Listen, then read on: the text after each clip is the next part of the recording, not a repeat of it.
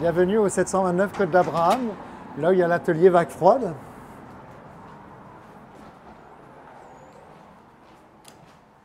Donc voilà, c'est là où on expose nos créations.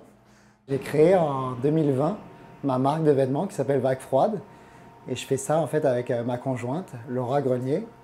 Donc en fait, c'est suite à la pandémie que là, on voulait trouver quelque chose à faire parce que c'était compliqué à ce moment-là pour travailler et tout. Donc, on a commencé à l'appartement à créer des vêtements. Mais pourquoi on a créé des vêtements? C'est parce qu'elle, quand je l'ai rencontrée il y a 9 ans, elle a fait design de mode. Donc, elle m'a montré petit à petit genre, comment faire. On avait tous les deux la piqûre, genre du vintage, des vêtements seconde main et tout ça. On essaye toujours de garder ce côté vintage dans nos créations parce qu'on utilise le plus possible genre, des tissus seconde main. La nouvelle création, là, pour l'été, on est parti sur un thème vacances à la mer.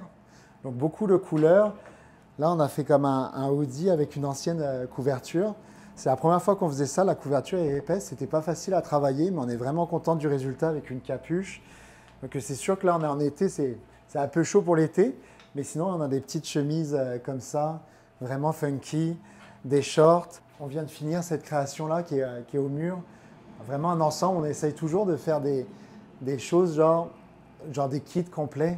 Qui est vraiment le fun, des shorts, vestes qui fit ensemble, vraiment pour sortir de l'ordinaire, quoi. Nous, on a réalisé qu'il y avait beaucoup de draps, de couvertures, ou soit même carrément des tissus qui se retrouvaient dans les friperies ou ressourceries. Donc souvent, en plus, c'est comme du vintage, donc des fois, ça peut être du Disney et donc des souvenirs d'enfance. C'est sûr que c'est plus jeune, mais c'est vrai que c'est des jeunes qui sont dans un univers déjà artistique.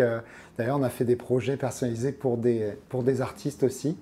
Donc non, on est vraiment fiers de ça, quoi. En plus, on sait qu'à Québec, on n'est pas nombreux à faire ça, donc non, ça fait vraiment plaisir. Donc là, je vais vous présenter l'atelier. Mais là, il y a de la musique. C'est là que tout commence. Donc là, c'est là que tout commence. Là, on va poser notre patron. Donc ça, c'est quand même un patron de chemise. Donc là, on va étendre le tissu. On va commencer à poser nos pièces et à découper le tissu. Après, il se retrouve comme ça. Et là, après, on va pouvoir faire la confection. Alors, on essaye de partager les tâches, mais c'est sûr qu'elle est plus la création du patron, comme elle a étudié là-dedans. Elle a vraiment beaucoup plus elle est plus à l'aise pour ça. Et moi, je suis plus dans le côté couture.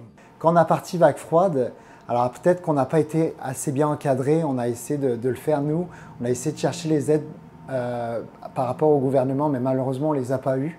Donc c'est sûr que ça, c'était un petit frein pour vraiment faire une grosse extension au niveau des réseaux sociaux. Donc j'ai pas pu payer vraiment beaucoup de publicité.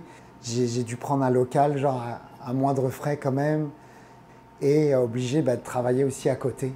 Donc je ne suis pas à 100% dans Vague Froide et j'aimerais ça. Il y a un marché, c'est sûr qu'il n'est pas énorme. C'est sûr que si on serait peut-être à Montréal ou quoi, ça marcherait plus. C'est sûr qu'on aurait plus de concurrence, mais on aurait plus de clients. Notre marque, elle n'a pas explosé encore. On sait qu'on n'est pas dans la ville de la mode non plus. On a quand même des bons retours et on a quand même une clientèle. On est quand même rendu à 1250 abonnés quand même sur Instagram. Donc ça commence.